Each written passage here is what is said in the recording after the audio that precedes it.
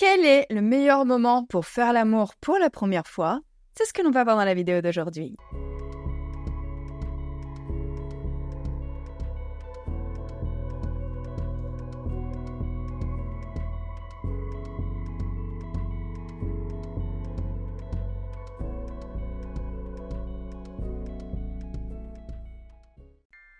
Salut mes petits bichons, j'espère qu'aujourd'hui ça va. Écoutez, moi ça va, tout va bien. Je suis à mon 47e café de la journée et je pense que je vais pas tarder à me transformer en mouche et à voler tout autour de mon bureau. Alors, dans la vidéo d'aujourd'hui, on va parler Dans la vidéo d'aujourd'hui, je vais vous expliquer quel est le bon moment et le meilleur moment quand vous avez un crush pour...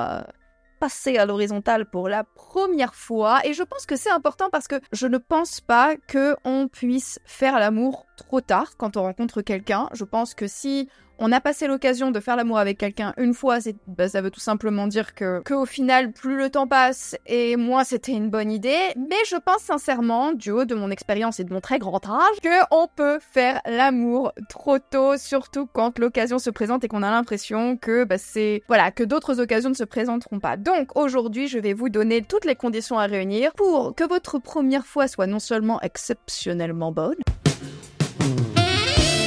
mais qu'en plus de ça, elle soit le premier pas vers le début d'une relation qui vous rendra vraiment très heureux, quelle que soit d'ailleurs la nature de cette relation. Mais avant de rentrer dans le vif du sujet, pour ceux qui ne me connaissent pas, je suis Lula Morales, je travaille dans le milieu du coaching depuis 14 ans et je suis là pour aider les hommes et maintenant les femmes à développer leur personnalité, leur charisme et leur attractivité pour ensuite les aider à faire de meilleures rencontres et mettre en place des relations qui fonctionnent. Et pour ce faire, j'ai plusieurs supports, dont cette chaîne YouTube, abonnez-vous si cette chaîne vous plaît, et depuis peu, ma chaîne Twitch. Alors, je viens d'ouvrir une chaîne Twitch dans laquelle je vais faire des lives hebdomadaires. Donc, je ne sais pas si vous vous souvenez, à l'époque, je faisais les lives du jeudi et maintenant, je pense que mes lives du jeudi vont avoir lieu sur ma chaîne Twitch. Donc, si vous voulez me faire part de votre cas particulier parce que vous rencontrez des difficultés en amour, soit avec votre partenaire, soit avec votre crush, soit avec ce petit mec mignon que vous avez croisé la dernière fois à la soirée de chez Sophie, il était super pas mal et puis depuis, il vous a laissé en vue sur un message ou deux et vous savez pas du coup comment faire pour vous amener qui réponde à vos messages. Vous connaissez la rengaine, vous pouvez directement me contacter via l'adresse mail qui va figurer quelque part, probablement écrite par là, ou probablement en barre d'infos, en commentaire épinglé, dans votre librairie préférée. Je sais pas encore où je vais la foutre, mais vous pouvez m'écrire directement, me faire part de votre situation et vous pourrez intervenir à l'écrit, à l'oral pour être anonyme, ou alors vous pourrez apparaître également en vidéo. Ceci dit, on va pouvoir entrer dans le vif du sujet. Alors, on va commencer par faire la liste des situations où ça pourrait ressembler au bon moment pour se lancer à la bête à dodo pour la première fois, mais où en fait ça ne l'est pas. Première situation où ce n'est pas une bonne idée.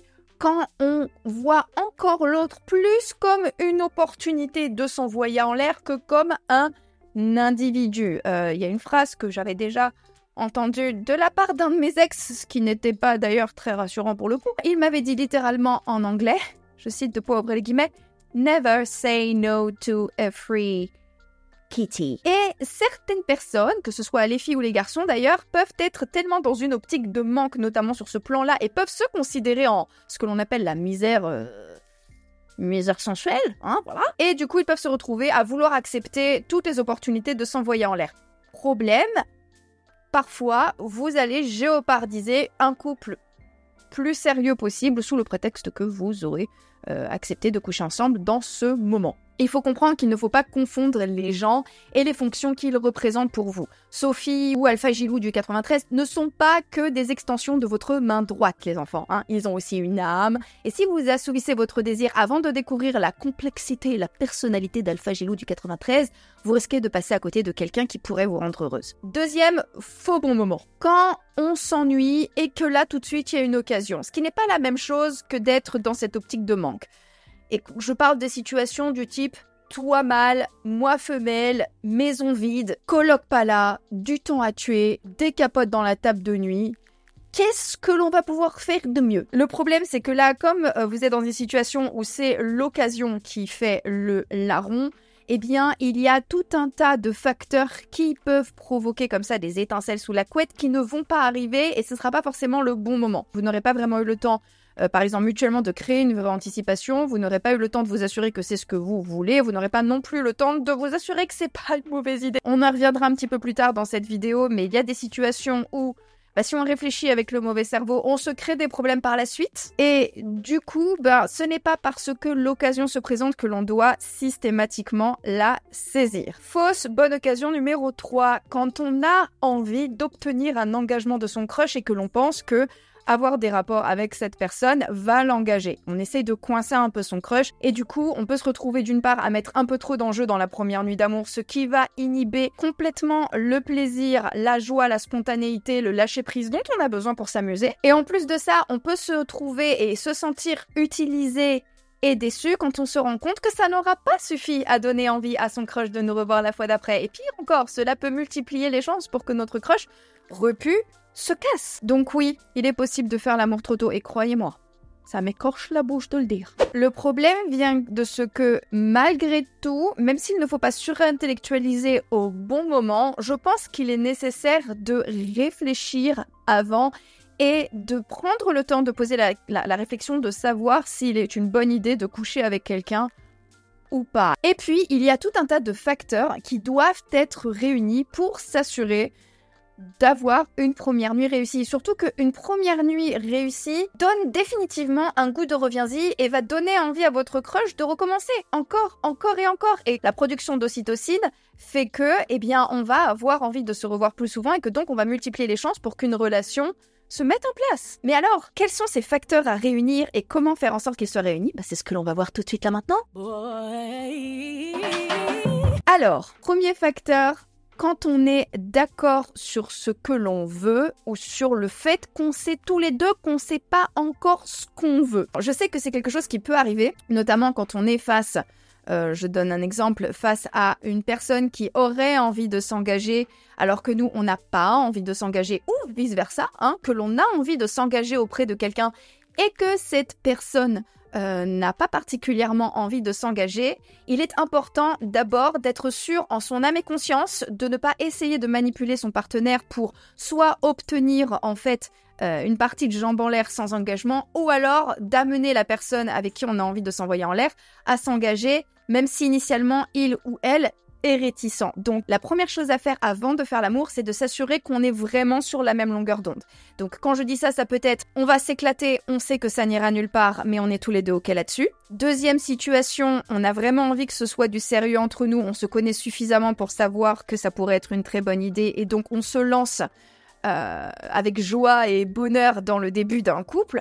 Ou alors on sait qu'on ne se connaît pas assez, on sait qu'on n'est pas suffisamment impliqué émotionnellement pour que ce soit trop douloureux si on se sépare, mais on sait aussi qu'il y a des chances pour que ça fonctionne parce qu'on doit continuer d'apprendre à se connaître. Donc ça, c'est mon premier conseil. Assurez-vous que vous savez où ça va ou que vous êtes d'accord sur le fait que vous savez pas où ça va. Deuxième facteur, quand le désir est à son max et que toutes les parties intéressées ont été portées à bonne température, ok ?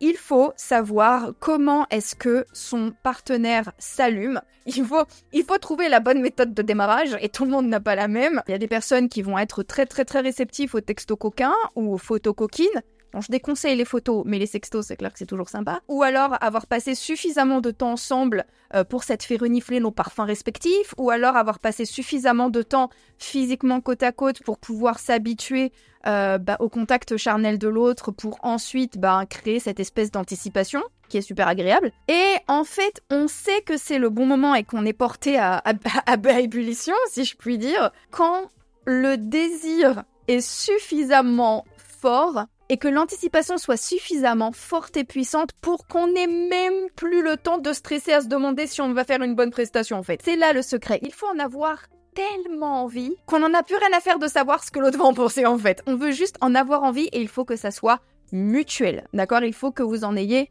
mutuellement très envie. Ça peut prendre 24 heures, ça peut prendre plusieurs jours, ça peut même prendre des mois. C'est pas grave, on n'est pas pressé, mais il faut s'assurer que le désir est présent de manière très forte des deux côtés et que ce désir soit suffisamment grand pour obstruer les jugements de tout le monde à l'instant T. Mais je mets un gros bémol, notamment vis-à-vis du conseil numéro 3. Et là, il y a Tati Lula qui est obligée d'en parler. Je suis désolée, je vais faire ma rabat-joie 2 minutes. Ma peine à jouir pour parler comme une certaine mère d'une grande ville française. Donc, conseil numéro 3, quand on est en mesure de jauger les conséquences du fait de coucher avec quelqu'un et donc s'assurer qu'il n'y aura pas de conséquences négatives qui font que ça vaudra pas la peine. Parce que je ne suis pas qu'une coach, ok? Je suis aussi une amie. Et une amie de mecs qui ont eu des problèmes à répartir l'afflux sanguin au nord et au sud de leur anatomie.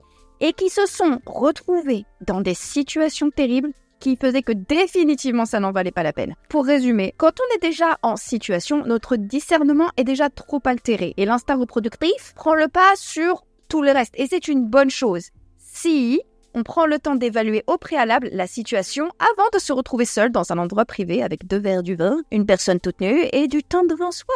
Voilà, je pense que c'est tout pour aujourd'hui. J'espère que cette vidéo vous a plu. Abonnez-vous si cette chaîne vous plaît. Si cette vidéo vous plaît, vous me mettez votre plus beau pouce. Moi, en attendant, je vous embrasse. Prenez soin de vous et comme d'habitude, n'oubliez jamais que si une petite quiche comme moi y arrive, tout le monde peut y arriver. Donc maintenant, c'est à vous de jouer.